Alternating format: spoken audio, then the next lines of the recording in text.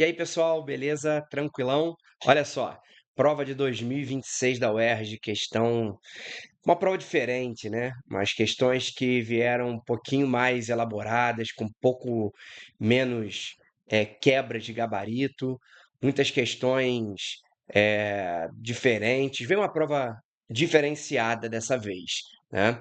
E vamos fazer essa prova aqui, vamos resolver aqui, tentar tirar a dúvida da maior parte da galera que reclamou um pouquinho. Mas uma prova legal, gostei dos conteúdos que cobraram, uma prova diversa da UERJ, como sempre ela cobra, com bastante novidades.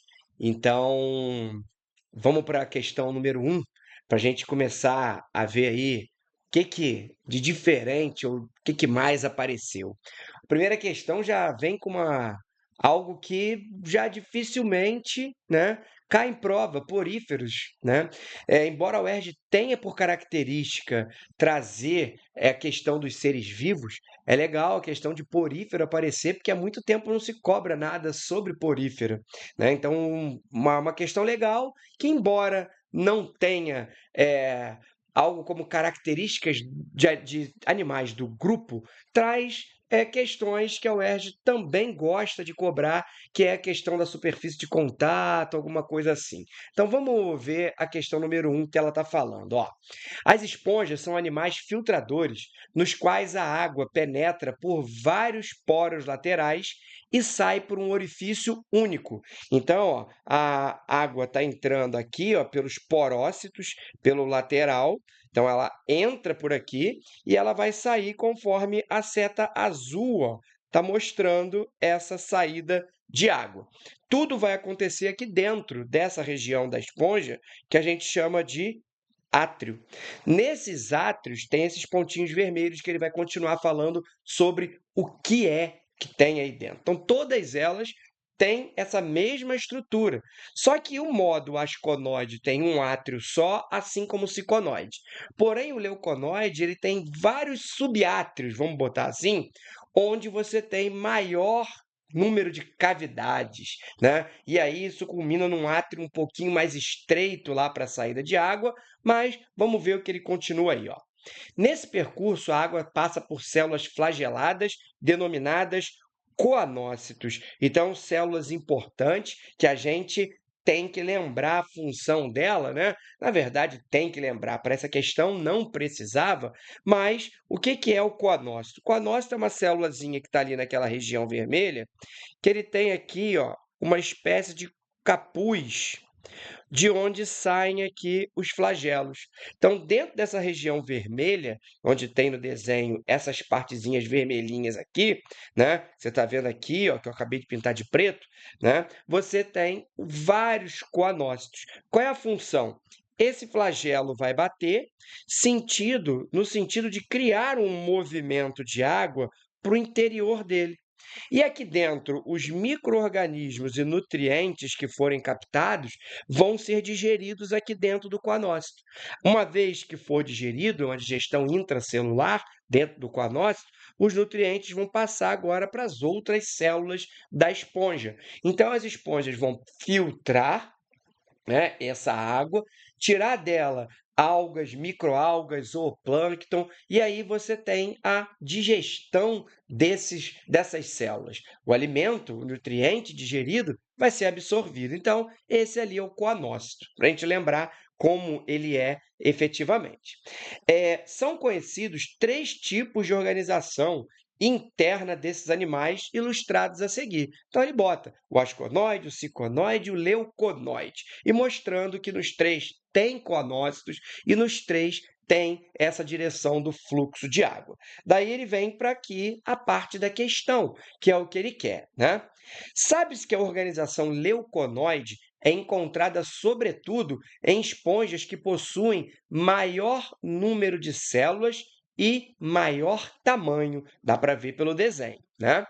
Cite duas justificativas que expliquem esse fato. Então, aqui, ó, a gente já tem cite duas justificativas, então a gente acaba tendo aí é, é, é, uma questão dividida em um ponto e um ponto. Então, essa primeira questão de cara, ela já tem só duas subdivisões, que a gente vai ter que colocar aqui. Então, o que que você repara? Você repara que esse maior número de cavidades nessa esponja maior, ela gera um maior número de coanócitos, né?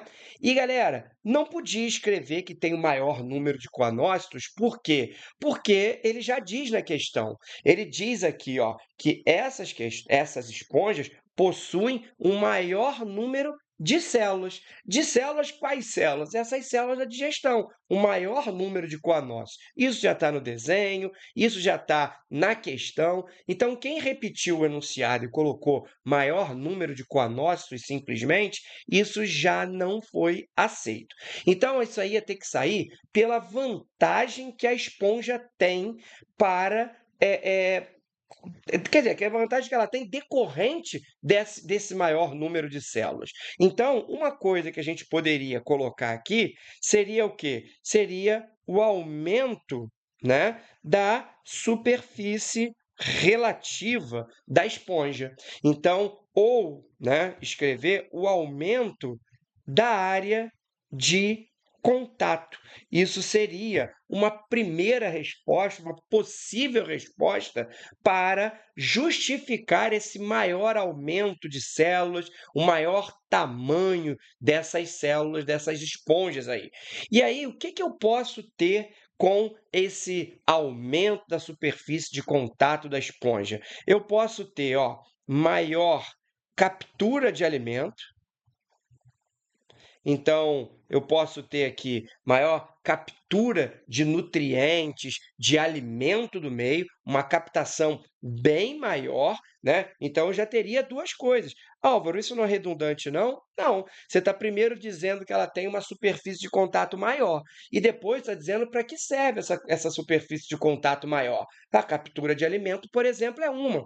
Você poderia ter aqui, ó, aumento de quê? Também para excreção, né? Excreção de resíduos, de excretas, enfim, que você poderia colocar. Isso tudo está tendo decorrente do quê? Da minha superfície relativa. Isso é importantíssimo para nós, né? Para essa esponja também. Organismos sésseis, enfim. Você poderia falar também, ó, em aumento de quê? Das trocas gasosas, né? Trocas de gases, já que esses animais retiram oxigênio de onde? Da água que eles estão absorvendo.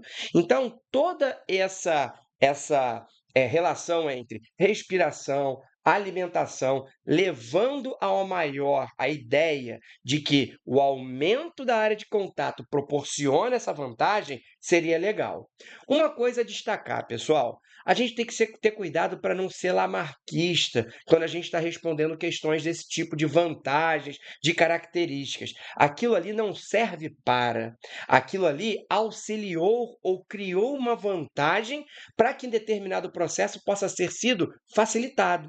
Então, quando você escreve, ela precisa respirar mais, não é essa a ideia, né? Ela não precisa respirar mais. O aumento do número de células vai proporcionar uma troca gasosa mais eficiente. E aí ela pode ter o maior tamanho.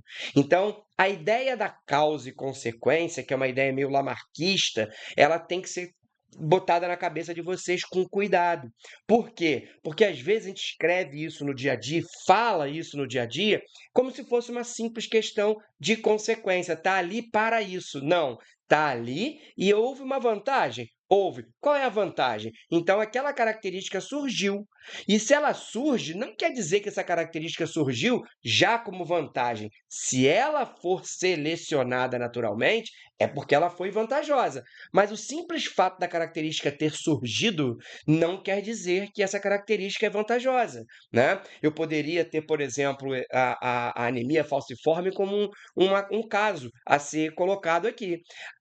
Surgiu uma característica nova, que é a anemia falciforme. Isso já quer dizer que é uma vantagem? Para que houve aquilo ali? Não foi para alguma coisa, foi uma infelicidade. Uma mutação que aconteceu tornou a hemácia com tamanho menor, com uma menor área de contato, busca menos oxigênio, agrega mais no sangue E aí, então, o que a gente tem é o quê? Uma dificuldade para o indivíduo portador daquela característica. Então, uma desvantagem.